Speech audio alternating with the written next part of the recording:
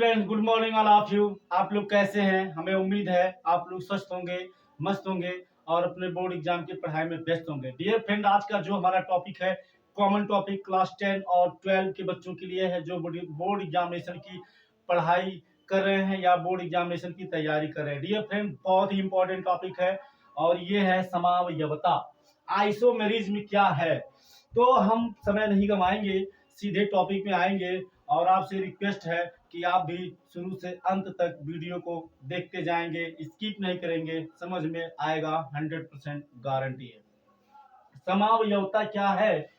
वे कार्बनिक, पहले हम इसका डिफिनेशन लिख देते हैं फिर आपको समझाते हैं, ठीक है ना। वे कार्बनिक यौगिक, वे कार्बनिक यौगिक जिनके रासायन जिनके अणुसूत्र समान, जिनके अणुसूत्र समान परंतु अणुसूत्र समान परंतु, या लेकिन भी लिख सकते हैं, लेकिन संरचना सूत्र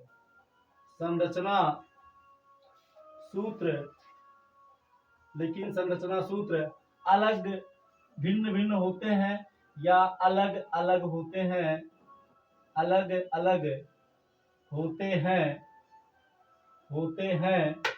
कामा वे परस्पर समावयवी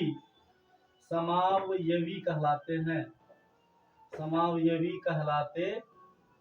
हैं तथा इस परिघटना को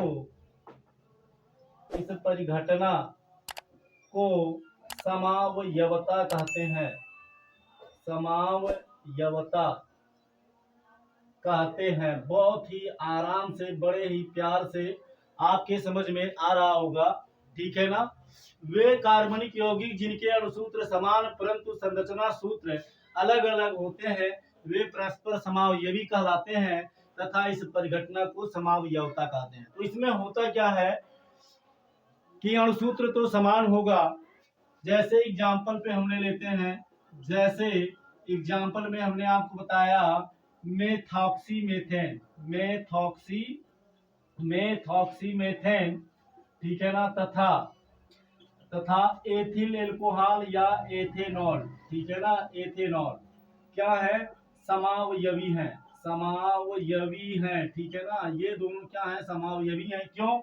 क्योंकि मेथॉक्सीमेथेन जो है इसका भी अणुसूत्र C2H6O है और एथेनॉल का भी C2H6O है, तो दोनों का अणुसूत्र समान है परंतु इनका संरचना सूत्र जो है, ठीक है ना, वो क्या है? अलग अलग है। अब देखते हैं, मेथॉक्सीमेथेन का है CH3-O-CH3 है ना। इसका स्ट्रक्चर इस तरह से बन जाएगा, ये आपका हो गया CH3-O-CH3, ठीक है ना, ये हो गया। इसी को हम बोलते हैं डाईमेथिल ईथर। इसको हम साधारण जो इसका नाम है डाईमेथिल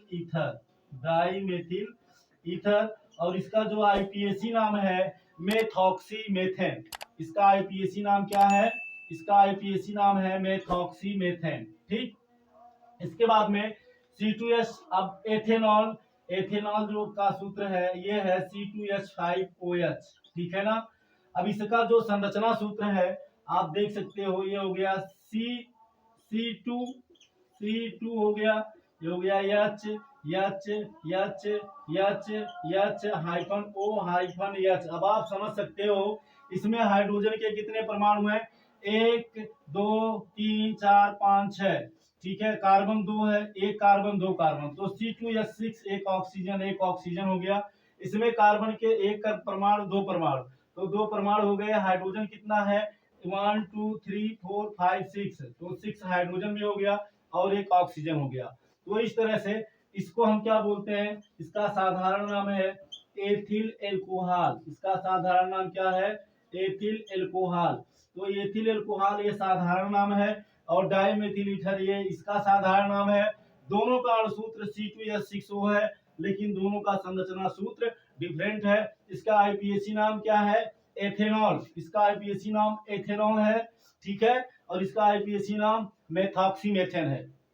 अब समझने की बात यह है, यहाँ ऑक्सीजन जो है मेथिल ग्रुप से, ठीक है ना, लेफ्ट और राइट, ऑक्सीजन के लेफ्ट और राइट साइड में मेथिल जुटा है, यहाँ ऑक्सीजन के लेफ्ट साइड में एथिल जुटा है और राइट साइड में हाइड्रोजन जुटा है। तो इस तरह से आप देख सकते हैं संरचना सूत्र अलग है परंतु अणुसूत्र समान है। तो इस तरह से ये दोनों एक दूसरे के समावयवी हुए और यह जो परिघटना है, इसी परिघटना को हम क्या बोलते हैं? समावयवता बोलते हैं। तो डियर फ्रेंड, बहुत ही इंपॉर्टेंट है, बोर्ड एग्जाम में आने की पूरी संभावना है। इसका आप स्क्रीनशॉट ले लीजिए, 1 से 2 बार देख लीजिए। वीडियो आपको कैसा लगा हमें जरूर कमेंट करके बताइएगा। डियर फ्रेंड्स, अब मिलेंगे नेक्स्ट क्लास में नेक्स्ट टॉपिक के साथ। Thank you so much. जय हिंद।